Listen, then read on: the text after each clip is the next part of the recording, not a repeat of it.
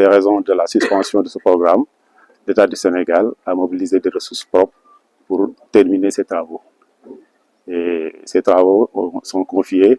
à l'entreprise Jean Lefebvre qui l'avait démarré,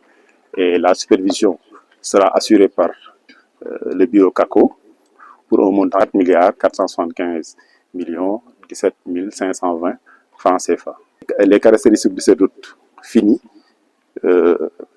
seront de 9 mètres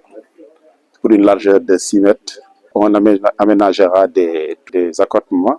de 1,50 m de part et d'autre, et la route aura 5 cm de béton bitumineux et une couche de base en GLA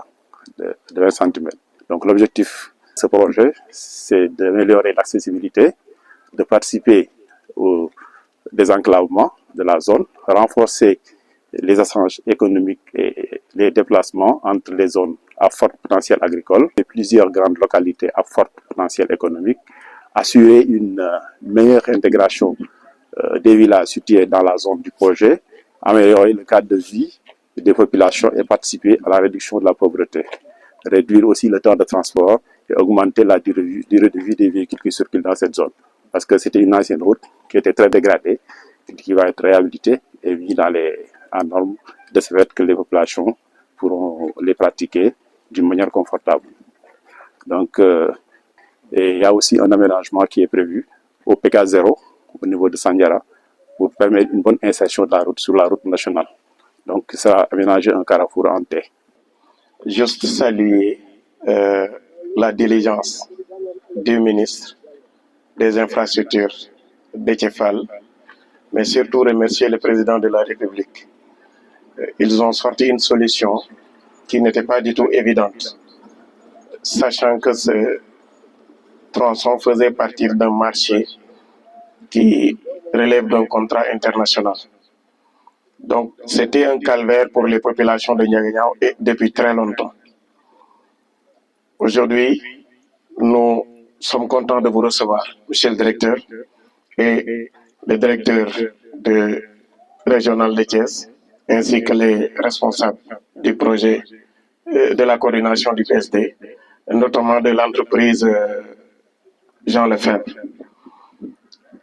Au moins, cette route va nous permettre de redonner espoir aux populations. J'ai toujours dit que Ndiaganiao est un carrefour, mais l'enclavement fait qu'on ne pouvait pas optimiser ce potentiel-là.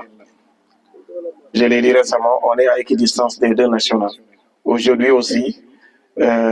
on est à équidistance pratiquement des deux autoroutes à péage. Donc, la réalisation de ces 3 tronçons va permettre à Ndiaganiao de se développer rapidement. Nous sommes entourés par de grandes villes, au moins 5 régions. Ndiaganiao est à proximité de 5 régions, ce qui n'est pas donné à toutes les communes. Dakar n'est pas loin de Ndiaganiao. Il y a Thiès, chef-lieu de région où se trouve Ndiaganiao. Il y a Diourbel, il y a Fatick, il y a Kaolack. Il y a aussi 3 grandes cités religieuses qui font l'objet d'affluence chaque année, notamment Tivaouane, Kaolack et Touba. Donc ce désenclavement-là va permettre de relancer l'activité économique dans la commune. En tout cas, nous vous remercions beaucoup et souhaitons aussi ici dire notre doléance concernant Ndiaganiao-Fissel. Nous sommes dans l'arrondissement de Fissel. Vous savez que tous les papiers administratifs, nous allons les chercher à Fissel. Alors, puisque vous avez trouvé une solution pour Sandiara-Ndiaganiao, quand le PSD reviendra, ne ramenez pas ce surplus-là ailleurs, monsieur le directeur. Aidez-nous à réaliser Fissel-Ndiaganiao pour nous relier à notre arrondissement. Merci beaucoup en tout cas, et que le démarrage soit beau et que les travaux se passent rapidement. Relancer les travaux yi nga xamanteni mom lañu démarré won ci cadre PSD yi nga xamanteni dafa am quelques jafe-jafe ci l'État du Sénégal out ay fexem out financement pour que ñu mën ko terminer ci lañ jël liggéey bi jox ko entreprise bi nga xamanteni moko commencé won bu tuddu Jean Lefebvre boo ko seetloo ñoom ñu ngi fi teew seen engins yëpp ñëw nañu pour démarrer les travaux et supervision bi xool bi pour que liggéey bi jaar ci yoon ñu ngi ko dénk bureau de contrôle bi tudd CACO moo koy toppatoo et xaalis bi yëpp nga xamante ni moo war a defar tali bi état du Sénégal moo ko mobilisé ñu ngi toll ci 4 milliards donc loolu mooy permettre ñu goudronner la tali bi pour que population mën ko utiliser c'est que xaar bi yàgg na mais je pense que incha allah du yàgg ndax ci juróom-benn weer dañ sant entreprise bu def liggéey bi terminer ko dans les règles de l'art et def ko ni nga xamante ni lañ ko santé pour que bu paree mu am une largeur fine de 9 mètres tali bi nga xamante ni ci la mooy goudron bi dina toll ci 6 mètres et de part et d'autre ci tali bi dañ fa def ay yoon woo xamante ni on tuddee ay trottoir pour que population bi di fa jaar en toute sécurité bañ a jaar ci kaw tali bi en fait ñu éviter ay accident goudron bi ñu ciy def aussi dina toll ci juróomi centimètres et ci suuf goudron bi dañ ci aménager couche de base bu ñu def ciment ci 20 centimètres moom lañ ko fas yéene defee te li ñu ci jublu nag mooy bu tali bi pare ñu améliorer nit ñi mën a accès facilement ci Ndiaganiao Sandiara ak village ko wër yëpp dina permettre aussi daf koy ubbi ci par rapport ak route nationale bi nga xamante ne moo nekk suñu ginnaaw à 14 kilomètres dina aussi wàññi temps bi oto yi di dox daj pour mën a jaar ci tali bu baaxul su tali bi pare temps boobu dina gën a gàtt. dañ ci mën a daw aussi ak beaucoup de sécurité. loolu lañ ci jublu bu paree nii wu mel nii moom lay mel dina am structure chaussée yi nga xam ne moom lañu bind fii muy 5 centimètres de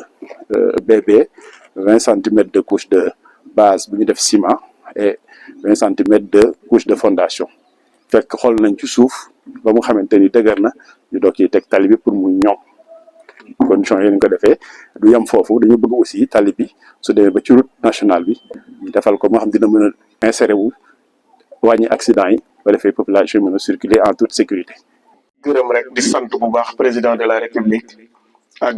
premier ministre Ousmane Sonko sant aussi le ministre Déthié Fall ndax biñ ko tabbee ministre des infrastructures yàggul mu fekk fi jafe-jafe boo xam ne ci tëli Ndiaganiao xëy na dañ ko hérité ci projet bi nu mu demee ak nu mu bindoo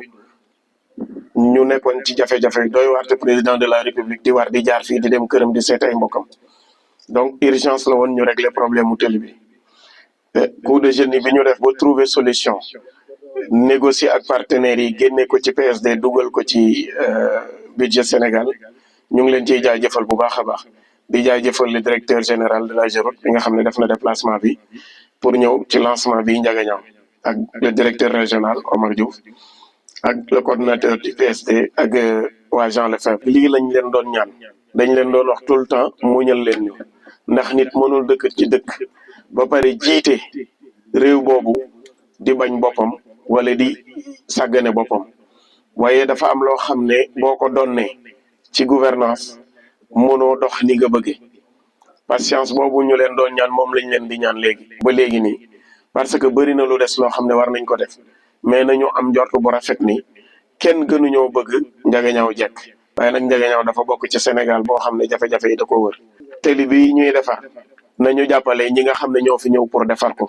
gunge leen bu ko defee ñoom ñu nekk ci jàmm mën a pare travaux yi rapidement balaa nawet di jot